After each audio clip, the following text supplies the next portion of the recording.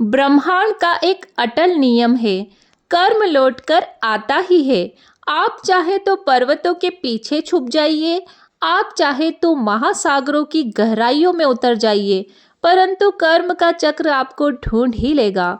क्योंकि यह संसार किसी राजा के कानून से नहीं चलता, यह चलता है ब्रह्मांड के न्याय से। और ब्रह्मांड का न्याय कैसा है?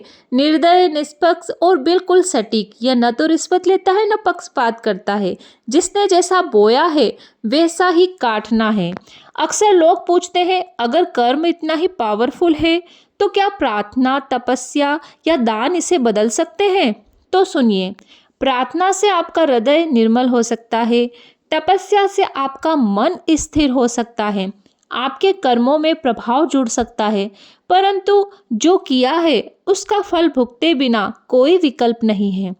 हाँ, आप उसके फल को हल्का कर सकते हैं, उसके वार को धीमा कर सकते हैं, परंतु उससे भाग नहीं सकते।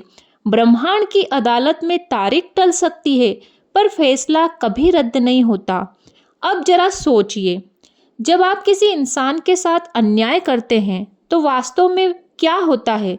वह इंसान आपको कोसता है, उसकी आत्मा से निकली आह सीधे ब्रह्मांड तक पहुंचती है और ब्रह्मांड इसे दर्ज कर लेता है। अब वो आह आपके जीवन की राहों पर कांटे बनकर बिछती है।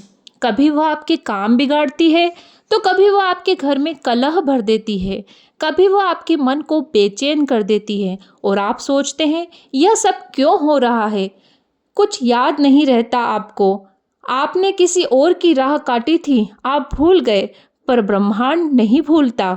यहाँ एक बात और समझ लीजिए, कर्म केवल नकारात्मक नहीं होता। जैसे बुरा कर्म लौटता है, वैसे ही अच्छा कर्म भी लौटता है। कभी किसी को सच्चे दिल से सहारा दिया तो वह सहारा एक दिन आपके लिए दीवार बनकर खड़ा हो जाएगा। कभी किसी का दिल सच्चे भाव से खुश किया तो वह खुशी आपके जीवन में रोशनी बनकर लौटेगी। ब्रह्मांड का यह न्याय इतना गहन है कि वह छोटी सी मुस्कान को भी व्यर्थ नहीं जाने देता, और न ही एक छोटे से अपमान को। यहाँ मैं आपको एक कठोर सत्य बताना चाहती हूँ। आपका कर्म केवल आपकी वर्तमान जिंदगी को ही प्रभावित नहीं करता, यह आपके अगले जन्म तक साथ जाता है। हाँ, जो कर्म आपने अधूरे छोड़े हैं, जो गलतियां आपने स्वीकार नहीं की, जिन गलतियों को आपने ढोया है पर सुधारा नहीं, वह सब आपके अगले जन्म में भी साथ चलते हैं। इसीलिए कहा गया है, व्यक्ति अपने कर्मों का वारिस है।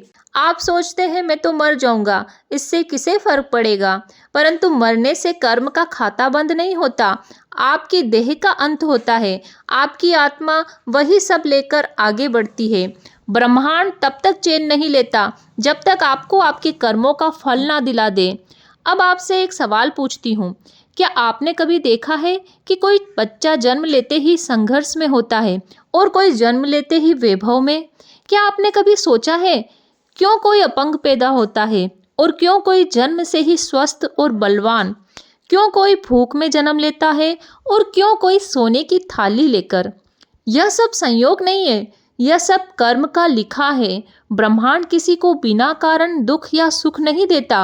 अब एक और गहरी बात, कर्म केवल व्यक्तिगत नहीं, सामूहिक भी होते हैं। कभी आपने देखा है कि किसी पूरे समाज पर विपत्ति आती है, पूरा नगर डूब जाता है, पूरा गांव अकाल झेलता है, कभी कभी पूरे राष्ट्र पर संकट आता है। क्यों? क्यों? क्योंकि उसे समाज के सामूहिक कर्म का परिणाम होता है।